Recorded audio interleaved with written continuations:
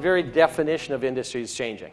So let me take you through an example, and I hope you can see this slide. But on the left, it says a simple product. So I'm going to use a real company here, John Deere. So John Deere has been making tractors for also, I think, 175 years, if I remember correctly. Well, they started making plows, but they've been making agriculture equipment. So for many years, though, they made simple tractors that weren't smart. They're just mechanical things. And then over time, their products started to become smart. They had a digital dashboard, an engine control unit, some stuff like that. Sensors to tell you if you're running out of gas or if the oil pressure is too high or the hydraulic pressure is too low and stuff like that. That'd be the second stage. Then it occurred to John Deere that there's good reasons to connect those type of products to the internet, so you can remotely monitor and do all those things I talked about. So then you get smart connected products. At that point, John Deere is still a tractor company. But then we go to this next idea, which we would call a product system. Now, I'm a farm boy, so I know this example pretty well, but basically at the bottom is this thing called a combine harvester. So a combine harvester harvests grain from a field, and it combines the function of reaping and threshing. Reaping means separating the head or the ear from the stalk, and threshing means separating the hulls and the cobs and the husks from the actual kernels of grain. So that at the end, you end up with kernels of grain. That's what you make flour and stuff out of.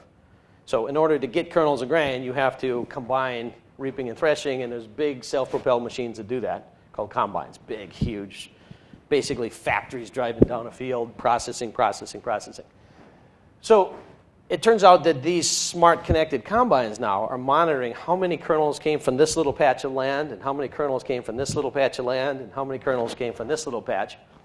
And they're sending that all to a database in the cloud, because next spring, the planting equipment wants to know that for a couple reasons. So first, the tractor hooks up to a tiller. Tiller basically means plow or cultivator or something like that.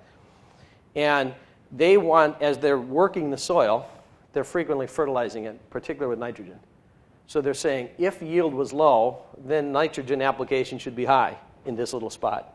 But in this next little spot, yield was high, so back off on the nitrogen because we're just wasting nitrogen, and so forth. So they're going through doing a smart planting scheme. And then along comes the tractor pulling the planter, putting the seeds in the ground, the kernels again, for next year's crop. And it's doing the same thing. It says I should use a different seed in this spot because I think it's too dry, and so I'm going to use a drought-resistant seed here, and I'm going to use a, think of like if you plant tomatoes. I see there's a garden out there. There's like a gazillion different types of tomatoes you can plant. If you're worried about blight, you plant these, not those, and you want slicing tomatoes versus canning tomatoes and so forth. So lots of different kinds of seeds, and the planter can be making smart decisions for this spot versus that spot versus that spot and so forth. So we call that a product system. This is products working together now, sharing data between them. And it's a real breakthrough, for example, in farming, because you can now correlate your inputs and your outputs, and you can reduce your inputs while maximizing your outputs, and quite frankly, that means productivity, which means profit. So it's a good idea to do it. Now you go to the next level, and somebody comes along and says, yeah, that's a great planting and harvesting system, but turns out farms do more than planting and harvesting. They also might do fertilizing, and they might do irrigation, and they buy and sell things, and maybe we could have a smart farm system where, depending upon commodity prices, we plant different seeds.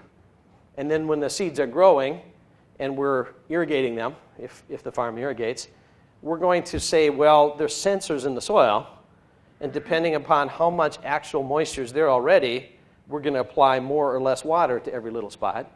And by the way, we're going to look at the weather forecast coming from Yahoo Weather or USDA or whatever, and we're going to say, if moisture is not critical and there's an 80% chance of rain tomorrow, then don't irrigate at all.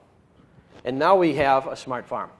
So it turns out John Deere has done all of this. John Deere now went from selling tractors to now they're selling sophisticated information systems for running smart farms. So a company like John Deere has to stop and ask, what business am I actually in now? Because somewhere along the way, John Deere became a software company and a systems integrator.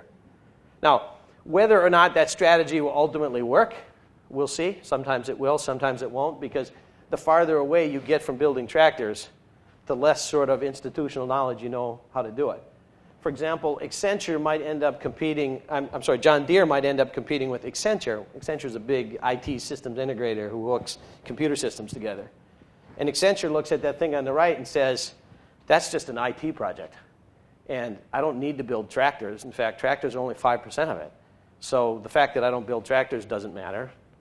I can build software systems, integrated software systems pretty well. So John Deere might find the farther away they go, the more they're competing with people that are completely unlike them. Anyway, very interesting phenomenon that's happening. Smart homes, you've probably seen. This is happening in automobiles, smart automobiles. It's just happening everywhere you turn, very subtly and slowly. Okay, so here's a fun example, Nike. Just an example of that phenomenon. You know, historically, Nike made shoes and clothes and sunglasses. And then they started putting sensors in shoes and clothes, and they started creating things like their, what does Nike call it, the Feel Band? Yeah, Fitbit, Feel Band, whatever. But in Nike's case, I think it's called the Feel Band. That's the little thing you wear on your watch. And then they decided, you know, we could connect the sensors from the shoes and clothes into the cloud along with the sensors from the Feel Band. And then the point is, by the time you get to the right side, Nike's like a healthcare company. Right? They're actually helping people maintain physical fitness. It's not really about shoes and clothes anymore. So this is a real-world example, along with John Deere, of how the world's changing out there.